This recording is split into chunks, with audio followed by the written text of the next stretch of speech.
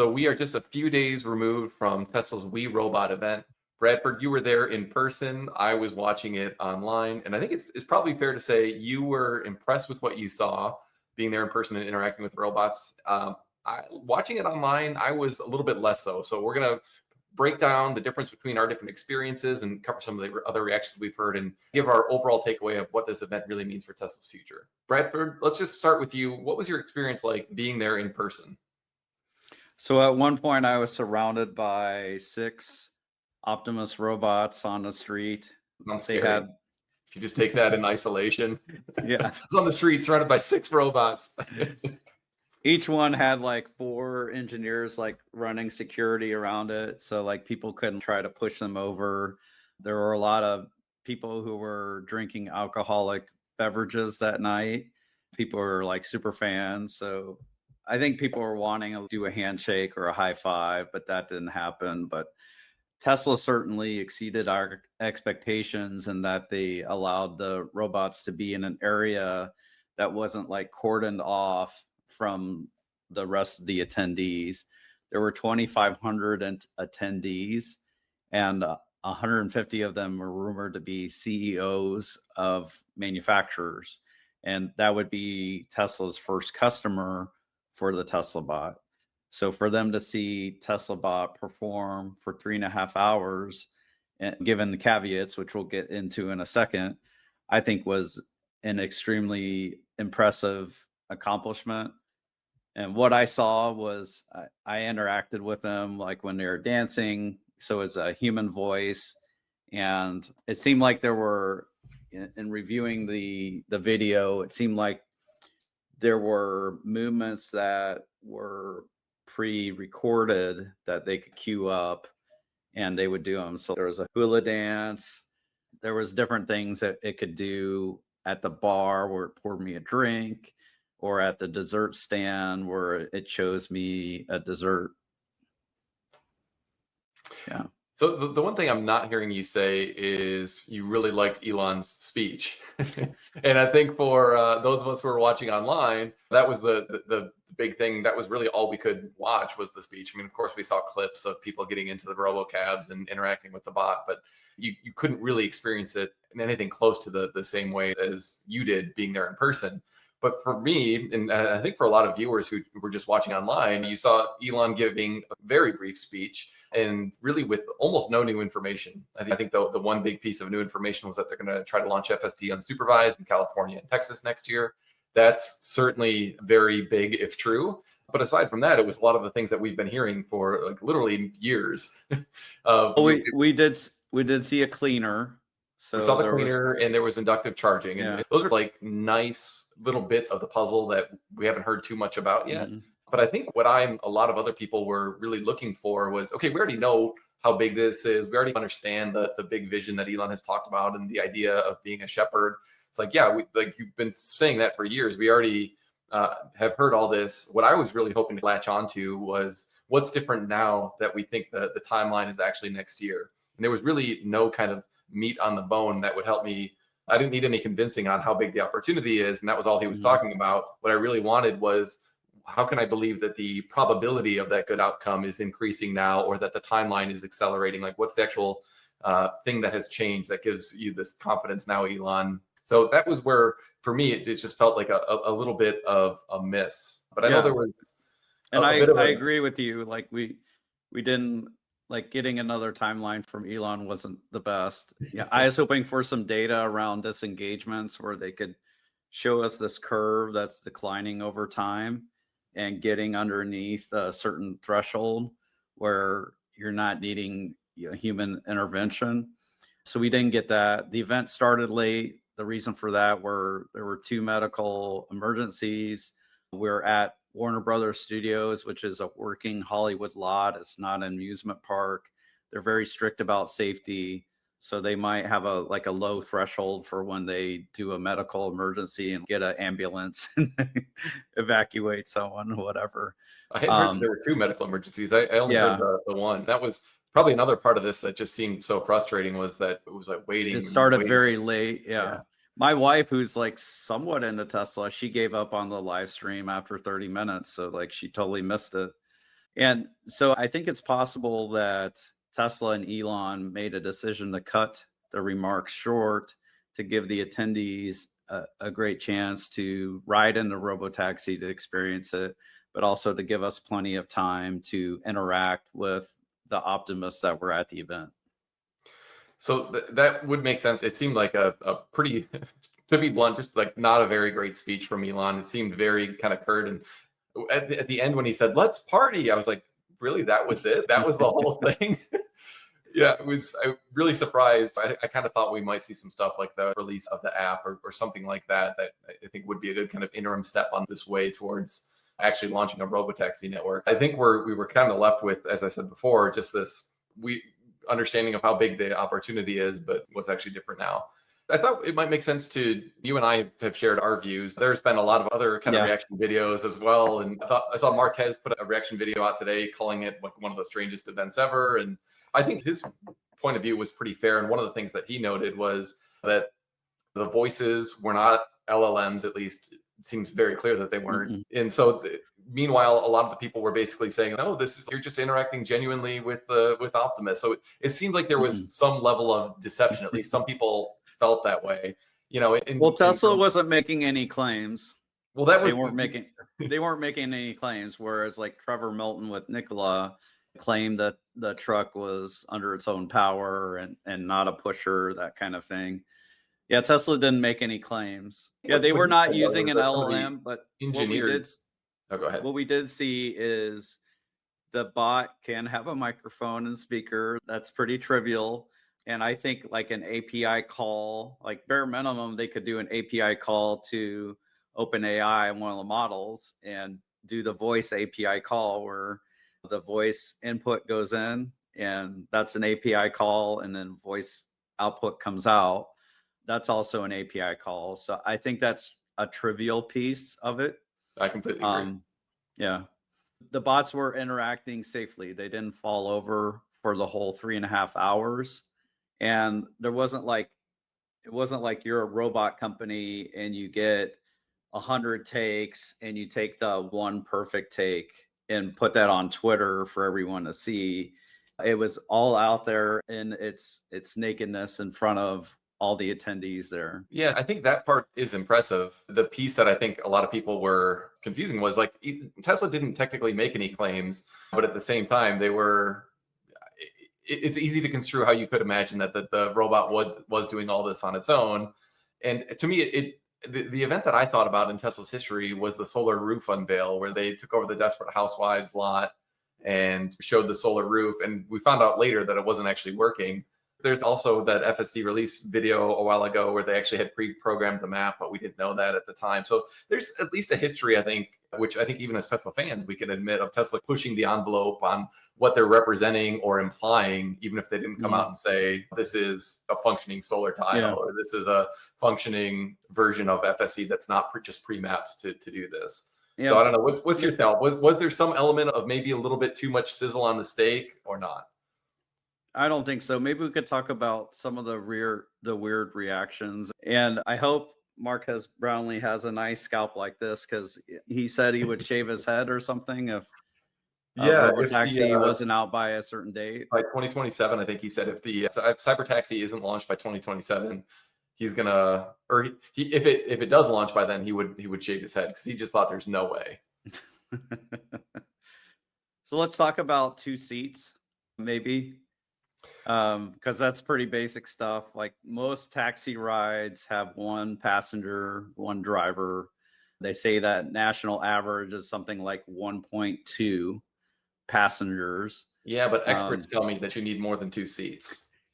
So what do you What's different, I think people also aren't thinking about, is if you take away a driver, one of those 4 seats on a 4-seater doesn't need to be a driver. So in a 3 and Y, I don't think anyone will be allowed to be in the driver's seat because it's not steer by wire. But in a Cybertruck, you have steer by wire, and basically they can turn off the steering wheel. So you could have 5 seats in the Cybertruck.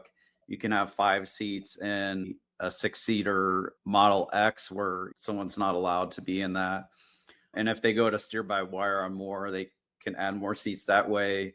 They also introduced the Robovan that can be of 14 to 20 passengers, the Robovan, which is like probably the coolest looking short bus I've ever seen.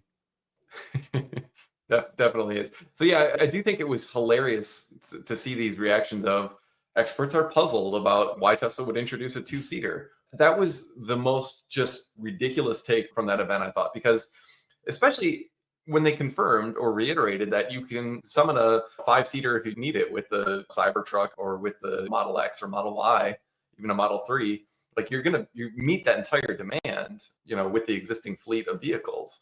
But if you want to have the absolute lowest cost possible, then you want to shrink the size of your vehicle. You want a smaller battery and you want a two-seater so that it's going to be more energy efficient. To me, it was just like anyone commenting that the experts thought you're going to need more seats just has no clue what they're even talking about. And I just thought that was such a ridiculous kind of takeaway. From that event, like if that was your takeaway, I just like really discount your opinion on anything. Yeah. So, Matt, let me ask you, like, how often are you traveling with your whole family? I'm guessing the strategy is divide and conquer. If one of your kids needs to go to a specialized lesson or a medical appointment or something else, you're not taking the whole family to that, right? Yeah, certainly not. There's things we do on a regular basis, like going to somebody's house for a dinner or a birthday celebration or going to church or something like that. So our whole family will pack together for that. But then, yeah, the majority of the time, if it's just my wife or me taking a handful of the kids, and for those who don't know, we've got 6 kids, so family of 8, we really need like a Robovan type vehicle to move us around. And For the most I part, it would might say be like, this, like the taxi market, it's not about replacing vehicles at first. no. So it's about a lot of the taxi market is people commuting to and from work, going to and from school. They might be short on a vehicle as a household. Like not every household can afford to have a vehicle for everyone who has a driver's license. So that's the first market. Tesla prices it under Uber and Lyft. You don't have to tip them. So that's the market initially. And then people might start to get rid of extra vehicles. But maybe you keep one big honking vehicle for a while in the future, but eventually that might get replaced. Go ahead, Yeah, Matt. or I hear some people making the comments like, "Oh, you're not going to want to get your car seats in and out all the time, so like Cybervan doesn't make any sense," or something like that. And I was like, "All right, that's true. So for that market, like myself, when you've got young kids, maybe you do retain personal vehicle ownership for a while just to avoid that hassle. But that's that's got to be less than 10% of the market, I would think, that has these dedicated car seats. And if it's just one car seat, that's actually not that big of a deal to take it in and out. Maybe you don't want to go to the mall and then have to be carrying a car seat around with you. So there's a point. But my point is that's such a niche product, and you don't have to be all things to all people when you launch. You start with the most value additive kind of operations where you can undercut some very existing or very expensive Uber and Lyft rides. And I think you had an experience of that on your way from the airport. Yeah, from LA to dinner the night before, it was $77 for 10 miles.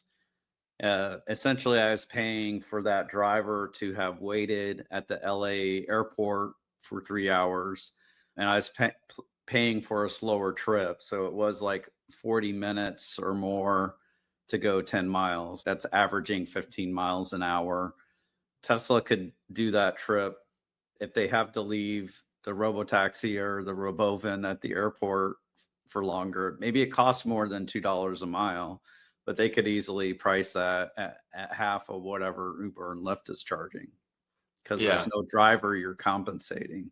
So the way I view this playing out is whenever Tesla does solve FSD, whether it's actually in 2025, like Elon's saying, or at some point in the future, that's going to be the real low-hanging fruit of the opportunity to undercut those rides and really save people some money eating directly Uber and Lyft's lunch. But from there, if the cost is actually 20 cents per mile, which we've done the math on this, that's a very reasonable cost, we think, for all in fully amortized price per mile, including fuel, the upfront purchase of the car, FSD, everything.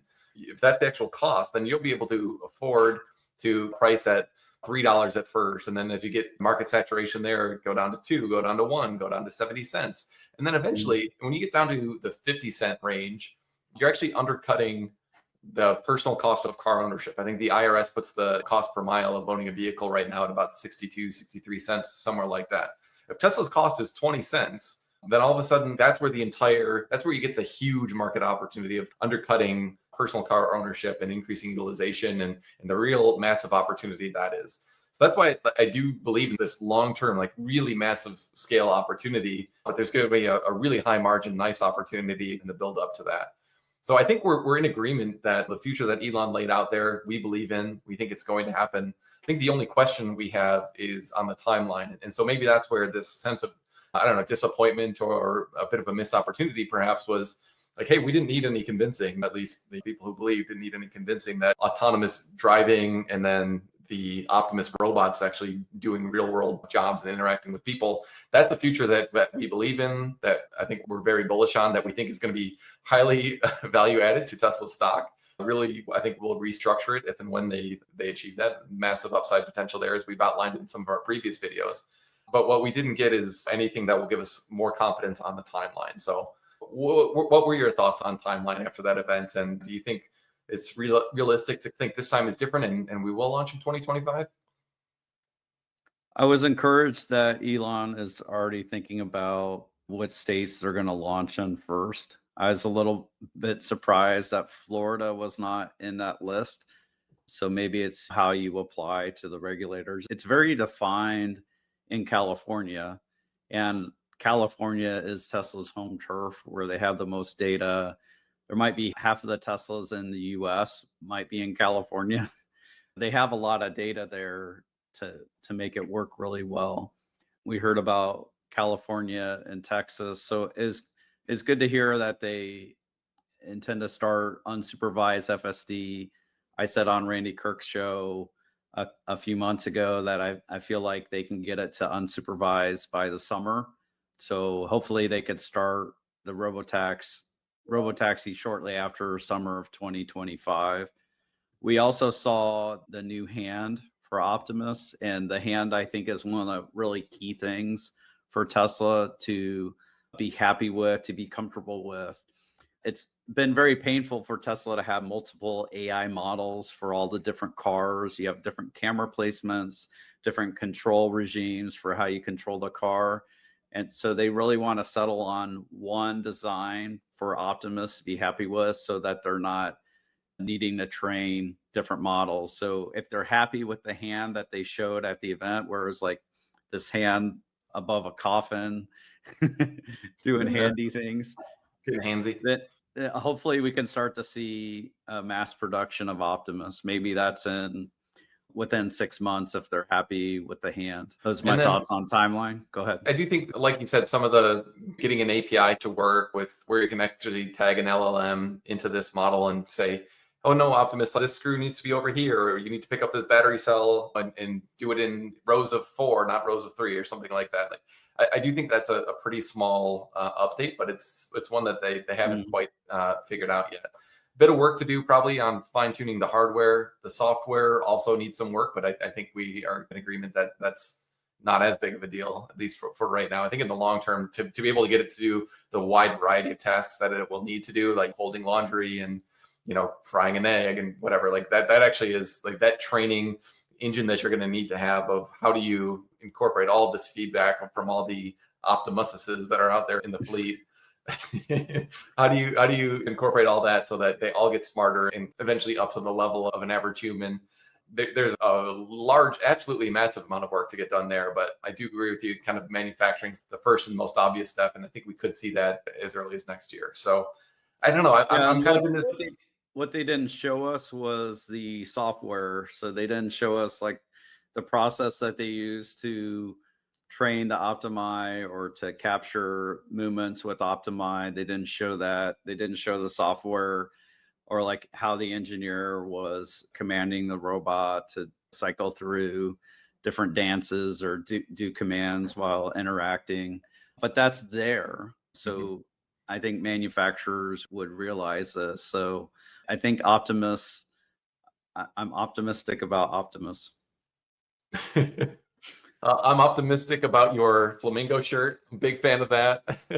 It seems like we're at a bit of an inflection point to me. There still is a huge amount of skepticism about what Tesla's doing. I think we share some of that skepticism about, is it just going to be another 2, 3, 4 years of Elon's timelines kind of coming and going and nothing happening?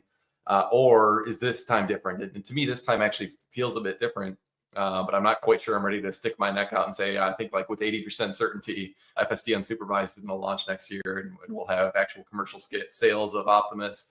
It seems like I could very easily see a scenario where that happens, but I could also just as easily see a scenario where it's like another 2 years of waiting and unforeseen. Oh, sorry, we just realized getting that extra 9 is way harder than we thought. And so like we need more data centers and we need to launch AI 5 before we can do it. That's kind of where my head is. Optimistic, extremely optimistic, but I would say very cautiously so, especially on the timeline. And I'll say this, I think the design of the Cybercab is perfect. I loved it. The size of the seat is wide enough for someone who used to weigh what I used to weigh. I used to be 270 pounds, 5'6". That's not a good combo. So it can accommodate bigger Americans or taller people. It was easy to get into. It was intuitive. So the door would open and close based off of if you unbuckled or buckled the seatbelt.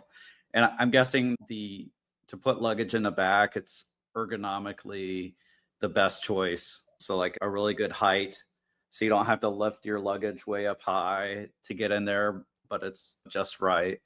It looks very aerodynamic as well. So yeah, there's a rumor that it's only 40 kilowatt hours of batteries, and that's going to be plenty for them. Yeah, I came away pretty optimistic and was just blown away. I felt like I was in the future. Well, I think that's exactly what Elon was trying to do. So high confidence in the awesomeness of the future. A bit of a question mark on when exactly that future arrives, but we're definitely going to be here for the journey. Bradford, thanks so much. If anyone wants to learn more about what we do, you can check us out at rebellionaire.com. But I'm Matt Smith. It's Bradford Ferguson. Thanks so much for watching. Bye for now.